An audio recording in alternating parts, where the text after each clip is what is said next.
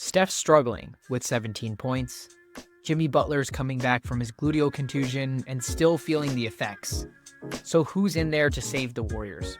Who's going to be that second scorer we need?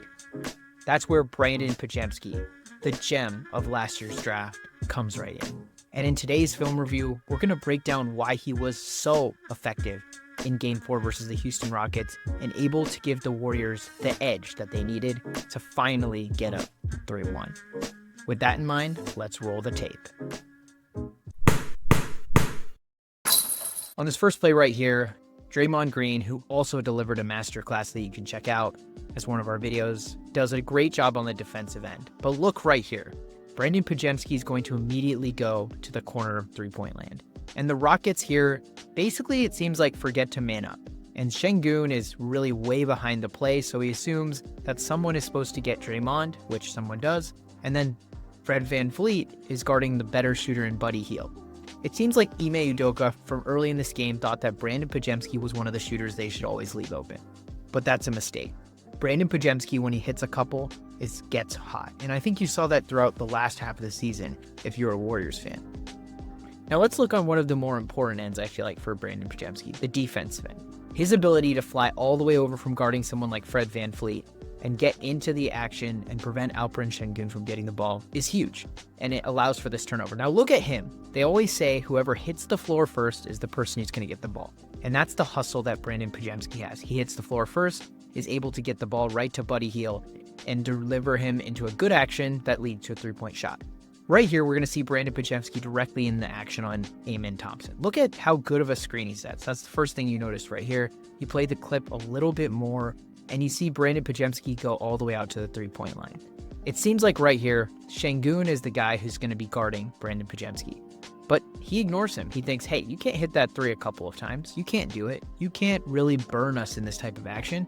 But Steph Curry is a smart guy, and he knows Brandin Podziemski has it on today. And these types of three-point shots are what really elevate Brandin Podziemski into a better player and into an important starting lineup player. The Warriors have been struggling with Moses Moody struggling to take shots from three. But with Brandin Podziemski being more aggressive, it really unlocks the Warriors offense. Right here, once again, let's go back to the defense. The reason he can get out there with Steph Curry. He chases Fred VanVleet all over the screen and gets absolutely decked by Steven Adams. But I think most players will just try to kind of fly around the screen. Brandin Podziemski knows how to play the rest, and I think that's why him and Jimmy Butler get along so well. So he falls, looks like he gets totally obliterated, and this leads to a foul going the other way, and that's great for the Warriors, who get essentially an extra possession and a turnover from the Houston Rockets. Right here, we're in specific action, and you see him right on Jabari Smith Jr. Great player, very long defender, and Podziemski feels empowered. And I wanted to hit on this because this is going to be important in future games. If Brandin Podziemski feels like empowered to take those types of shots, it's going to make him a better player throughout this entire playoffs. Look right here. So we have Jimmy Butler essentially taking up everyone's eyes. And notice how we're going to set a screen right here for Brandin Podziemski and allow him to get open by the corner. This is a play that the Warriors really love to run with somebody like Steph Curry, or even like to run with Klay Thompson, where they'll get a screener here, especially against the zone, which the Rockets were running right here, as you see, and try and get a guy open from the corner. Now, they don't actually need to really set this screen just because of how wide open he is, and Trace doesn't need to, and he realizes that, so he goes into the paint for a potential dunk. But Jimmy Butler does a great job of looping this pass around Steven Adams, getting the ball to Brandin Podziemski, and they do a great job of closing out right here. Jabari Smith comes, Steven Adams comes, but Brandin Podziemski is able to dribble around, and Jimmy Butler does a nice job of occupying the space that Podziemski left.